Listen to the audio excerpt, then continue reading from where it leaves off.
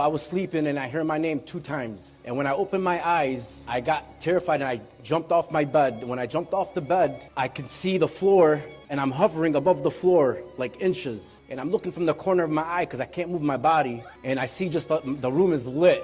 And so then I feel this electric shock running through my body, and I feel my body coming back up. And as I'm coming up, as I reach the top of my mattress, I seen him with his hand doing this. So as he was doing this, my body was moving at the same motion of his hand, and he sat me down. And the first thing he said to me, do not be afraid. And how ironic is this? The first thing that punched me in my face when I opened the Bible was in Matthew, do not be afraid. And then the second thing he said was, do you know who I am? And let me tell you guys, I was 12 years old. I didn't know anything about Jesus. I didn't know anything about anything. All I know is Allah is my God and Muhammad is my prophet. But automatically, I said, you're Jesus.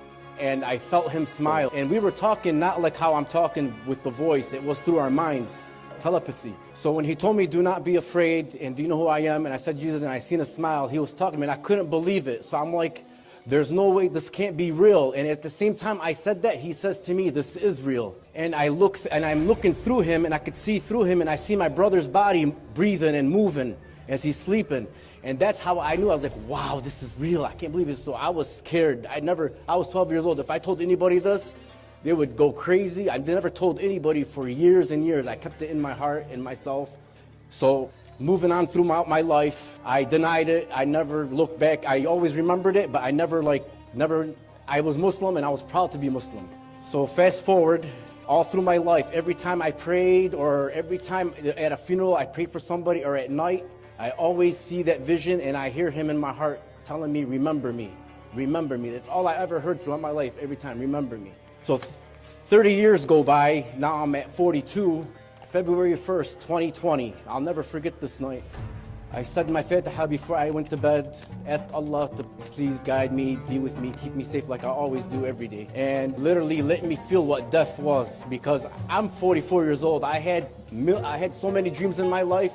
I know what dream is, and I know what real is. And this was far from any kind of dream that I can ever imagine. So I died, and I was in this black abyss, falling so fast, and I was so scared. And the first thing I said was the Shahada. I was screaming it, and I can't scream it like I did in my dream because the cops will be here. But I screamed, Ashhadu an la ilaha illallah, Ashhadu anna Muhammad Rasulullah, Allahu Akbar, Allahu Akbar, Allahu Akbar. I said it like 8 times, screaming.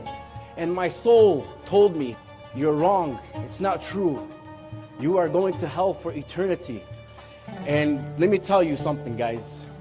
I cannot even explain it in words. The feeling of what hopelessness is doesn't compare to the hopelessness you feel in this world. You feel it 1,000,000 times worse. Man, I got chills, I'm sorry. I never did this before, so bear with me.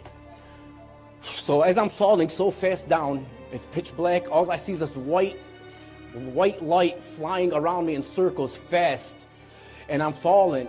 I knew it was my guardian angel. And this guardian angel's voice was the only way I could explain it to you in life is it's the most scariest and the most beautiful voice in one. That's the only way I could explain this angel's voice. And it was coming from this ear to this ear, back and forth.